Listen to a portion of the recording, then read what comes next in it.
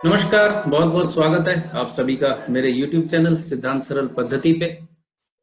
आज आप मुझे फिर क्रिटिसिज्म का दोषी करार देंगे, यानी मुझे सलाह देंगे कि आपको क्रिटिसाइज नहीं करना चाहिए, क्रिटिसिज्म नहीं करना चाहिए, सिर्फ आना चाहिए और अपना ज्ञान देकर चले जाना चाहिए। भाई ऐसा है कि मैं भी तो इंसान हूँ, इसी समाज में रहता हूँ, इसी दुनिया में रहता हूँ और इस समाज में होने वाली हरकतें जो अपोजिशन से आती हैं या सामने वालों से सामने वाले की तरफ से आती हैं, उन सब का असर तो मेरे मानसिक स्थिति पे पड़ता है। आज सोशल मीडिया में एक पेज लगातार आता है न्यूमरोलॉजी से रिलेटेड। न्यूमरोलॉजी से रिलेटेड आप पेज चला रहे हैं, न्यूमरोलॉजी का ज्ञान दे रहे हैं, न्यूमरोलॉजी से संबंधी कुछ बता रहे हैं, वहां तक ठीक है। लेकिन आप न्यूमरोलॉजी के बारे में जब बता रहे हैं तो उस वक्त आप ये जाहिर कर रहे हैं कि न्यूमरोलॉजी ही अंतिम सत्य है, बाकी सब बेकार है। और ये बताने के लिए आप वैदिक एस्ट्रोलॉजी, कृष्णमूर्ति पद्धति, पूजा पद्धति, मंत्र जाप, जाप अनुष्ठान, हर चीज को क्रिटिसाइज कर रहे हैं। तो आप मुझे बताइए कि अगर कोई इस तरह से क्रिटिसाइज कर रहा है तो फिर हमें भी तो बोलना पड़ेगा ना। हम नहीं बोलेंगे तो उसकी बात सत्य साबित हो जाएगी। हम अगर नहीं बोलेंगे तो आपको लगेगा, सुनने वालों को लगेगा, पढ़ने वालों को लगेगा कि वो जो कह रहा है वही सत्य है। न्यूमरोलॉजी सिर्फ एक पार्ट ऑफ द एस्ट्रोलॉजी है। आप अगर इस दृष्टि से देखें कि ज्योतिष एक वृक्ष है, तो वैदिक एस्ट्रोलॉजी उस वृक्ष का तना है, यानी पुरातन वैदिक एस्ट्रोलॉजी जिसमें ज्योतिष के बेसिक के बारे में बताया गया है, वो वृक्ष। बाकी न्यूमरोलॉजी हुई, वास्तु हुआ, सामुद्रिक शास्त्र हुआ जिसमें कि हस्तरेखा वगैरह, हस्तरेखा के बारे में बात की जाती है, ये सभी उस पेड़ की टहनियां हैं। लेकिन पेड़ की टहनी अपने आप को जड़ क्लेम करने लगेगी तो कैसे चलेगा? ये एक गलत ट्रेंड मार्केट में शुरू हो गया है। न्यूमरोलॉजिस्ट अपने आप को सारी विद्याओं से ऊपर स्थापित करने की चेष्टा कर रहे हैं। न्यूमरोलॉजी से आप क्या बता सकते हैं? नाम परिवर्तन कर सकते हैं, 1 से लेकर 9 नंबर तक का चरित्र चित्रण कर सकते हैं, कंपाउंड नंबर से आप उसके लकी नंबर को जोड़ सकते हैं, आप कौन सा साल अच्छा जाएगा नॉर्मली ये बता सकते हैं। इससे ज्यादा आप नहीं बढ़ सकते आगे। ये एक शाश्वत सत्य है। जिंदगी की शुरुआत ज्यादातर ज्योतिष न्यूमरोलॉजी से ही करते हैं, क्योंकि न्यूमरोलॉजी बड़ी सरल लगती है। शुरू में 2-3 दिन में, 5 दिन में, 10 दिन में सीखी जा सकती है। तो एक तो ये बात हुई। दूसरी मजे की बात ये सुनिए कि ज्योतिष छात्रों से ज्योतिष सिखाने के नाम पर लाखों ले लेने के बाद वही ज्योतिष संस्थान ज्योतिष के छात्रों को समझाते हैं कि आपने पैसा लेकर कुंडली नहीं देखनी है, इससे आपके कर्म खराब होते हैं। इससे हास्यकर आपको कुछ और लग रहा है सुनने को। आप 2 साल का, 3 साल का कोर्स करते हैं लाखों खर्च करके। आजकल तो उल्टा कैप्सूल कोर्स निकल गया है। 3 दिन में 50,000 लेते हैं आपसे, 3 दिन में 1 लाख रुपए तक चार्ज कर रहे हैं, 15 दिन का 2 लाख रुपए चार्ज कर रहे हैं। और वो ले लेने के बाद, हजारों की संख्या में स्टूडेंट से पैसा ले लेने के बाद उनके अंदर ज्ञानोदय हो जाता है, कर्म संबंधी ज्ञान आ जाता है उनके अंदर। फिर उन लोगों को क्रिटिसाइज करते हैं बैठ के कि आप लोगों को ज्योतिष को प्रोफेशन के तौर पे नहीं लेना चाहिए। पैसा लेके अगर आप कुंडली देखेंगे तो इससे आपके कर्म खराब होंगे।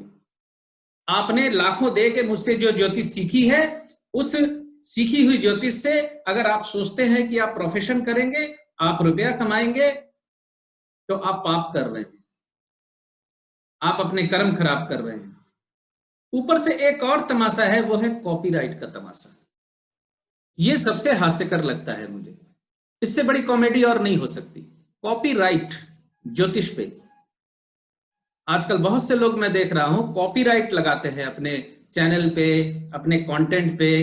किस चीज का कॉपीराइट मेरे भाई? आपकी न्यूमरोलॉजी जो आपने सिखाई है उसका कॉपीराइट किस चीज का क्लेम कर रहे हैं?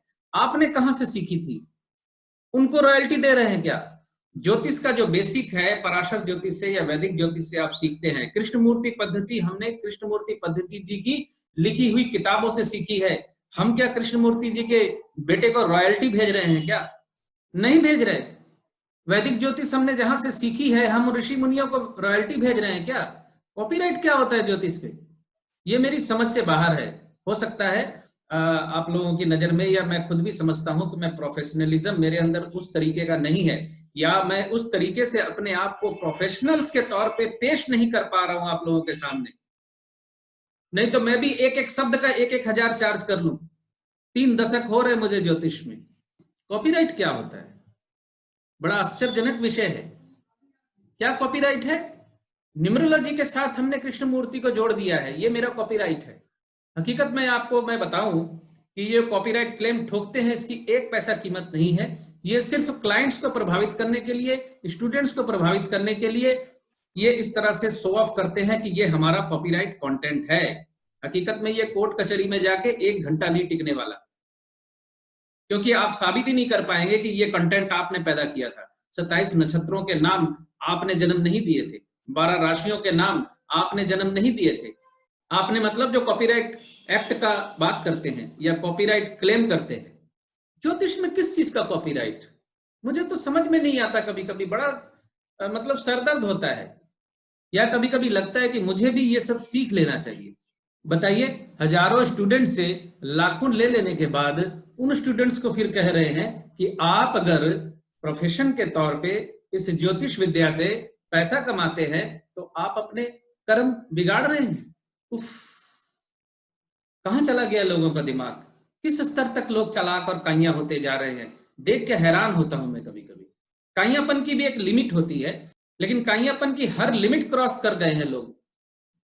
ज्योतिष में कॉपीराइट, तुम सीखने के लिए मुझे पैसा दो, लेकिन मुझे पैसा देके सीखने के बाद तुम उसका इस्तेमाल मत करो, तुम उससे कमाने की मत सोचो, तुम मुफ्त में बांटो, तुम अपने कर्म मत खराब करो। दिल्ली का एक बहुत ही प्रसिद्ध संस्थान, जानते हैं आप लोग, बहुत लोग जानते हैं, नाम तो मैं लूंगा नहीं किसी का भी, वो भी आज से मैंने 5-7 साल पहले भी सुना था, यही कहते थे। जो भी सीख रहे थे उनको कहते थे कि आपने ज्योतिष को पैसा कमाने का साधन नहीं बनाना है, आपने ज्योतिष को प्रोफेशनली नहीं करना है। प्रोफेशनली आप ज्योतिष का कर्म करेंगे तो आपके कर्म बिगड़ेंगे। जबकि उन लोगों का 3 साल का कोर्स होता था, लगभग 2-3 लाख का, आज से 10 साल पहले भी। आप मुझे बताइए, इससे बड़ा हास्यकर और क्या हो सकता है? आप लेते वक्त तो भौतिक काल में है, और जब दूसरा मांग रहा है या दूसरा उसी रास्ते पे चलना चाह रहा है तो आप वैदिक काल में चले जाते हैं। उस वक्त आपको वैदिक ऋषि मुनि, विश्वामित्र, परशुराम जी याद आ जाते हैं आपको। उस वक्त वैदिक काल याद आने लगता है आपको, कृष्ण जी याद आने लगते हैं, गीता याद आने लगती है। और एक हास्यकर चीज मैंने पिछले 15 सालों में नोट की है, शुरुआत में जो ज्योतिष बनता है, वो ज्योतिष बनने के बाद धीरे धीरे प्रवचन करने लगता है। प्रवचन करने के बाद वो धीरे धीरे महंत बनने की कोशिश शुरू कर देता है। वो फिर ज्योतिष नहीं रह जाता, वो फिर महंत बनने की कोशिश करता है। जिस तरह से प्रवचनकारी हैं, मैं अवॉइड कर रहा हूं नाम लेना, यूट्यूब पे भी आप देखते हैं प्रवचन करते हैं, बहुत बहुत नामों से लोग आपके सामने हैं, फिर वो बनने की कोशिश करते हैं। और ज्यादातर ज्योतिष का अंतिम सफर यहीं आके खत्म होता है।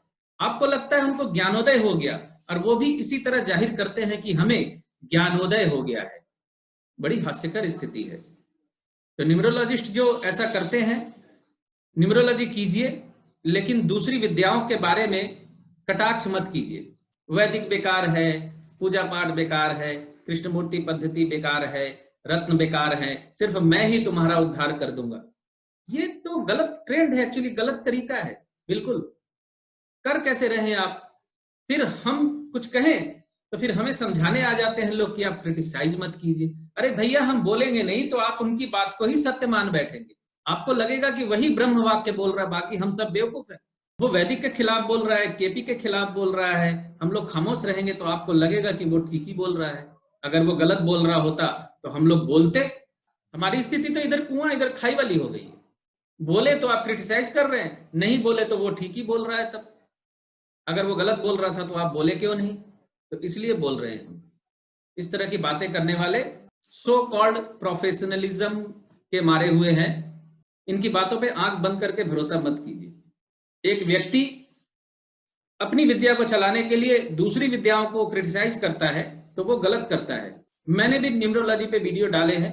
न्यूमरोलॉजी का इस्तेमाल, अच्छा इस्तेमाल जो है सबसे बेस्ट, वो मैं भी करता हूं कि किस तारीख को जन्मे व्यक्ति का चरित्र किस प्रकार का होता है। न्यूमरोलॉजी बहुत अच्छा वे है इस चीज को समझने के लिए। तो पार्ट ऑफ द एस्ट्रोलॉजी है ना, आप इस्तेमाल कीजिए। मैं तो कभी नहीं आके कहता वीडियो पे भी, अपने पेज पे भी, फेसबुक पर भी, कि छोड़िए न्यूमरोलॉजी के पास मत जाइए, फलाने के पास मत जाइए, पूजा मत करवाइए, तंत्र मत करवाइए, ये सब तो मैं नहीं बोलता। हाँ, मैंने ये जरूर कहा है कि काल सर्प दोष के नाम पे, मांगलिक दोष के नाम पे, विभिन्न दोषों के शमन के नाम पे जो पूजाएं चलती हैं उसमें 90% झोल है। काल सर्प दोष एक तो होता ही नहीं है, मैं मानता नहीं हूं, मैंने इस पे वीडियो भी बनाया हुआ है। उसके नाम पे करोड़ों का व्यवसाय होता है कि आपकी किसी भी कुंडली को काल सर्प दोष की कुंडली बता के पूजा के नाम पे आपसे पैसा ले लिया जाता है। पूजा बुरी चीज नहीं है, पूजा के नाम पे पैसा लेना बुरी चीज है, उस तरीके से जिस तरीके से ले रहे हैं। आप पूजा कर रहे हैं, कोई पुजारी है पूजा करता है, वो अपना समय देता है, 2 घंटे पूजा करता है, 5 घंटे पूजा करता है, उसकी फीस हो सकती है 11,000 हो, 21,000 हो, वो अलग मैटर है। लेकिन आपको काल सर्प दोष है, इसकी शांति के लिए 51,000 लगेंगे, वो गलत तरीका हो जाता है। आप मेरी बात को दोनों कंटेक्स्ट में समझिए, मैं क्या कहने की कोशिश कर रहा हूं। तो ये न्यूमरोलॉजी इज द बेस्ट, बाकी सब बेकार है। ज्योतिष पे ये कंटेंट मेरा कॉपीराइट कंटेंट है, मुझे पैसा दो सीखने के लिए, लाखों दो मुझे, लेकिन तुम मत जाके प्रोफेशनल बनो, तुम कुंडलियां देखना मत शुरू करो, तुम्हारे कर्म बिगड़ जाएंगे। ये सारी चालाकियां हास्यकर लगती हैं, हालांकि मेरे बोलने से कोई फर्क नहीं पड़ने वाला, ये चलता रहेगा, रहती दुनिया तक चलता रहेगा। काल नेमी रामायण काल में भी थे, महाभारत काल में भी ऐसे लोग थे, और आज भी रहेंगे। ये दुनिया का नियम है, ये सृष्टि का नियम है। लेकिन प्रॉब्लम ये है कि अगर कोई लगातार बोल रहा है तो बीच बीच में हमें भी बोलना पड़ता है।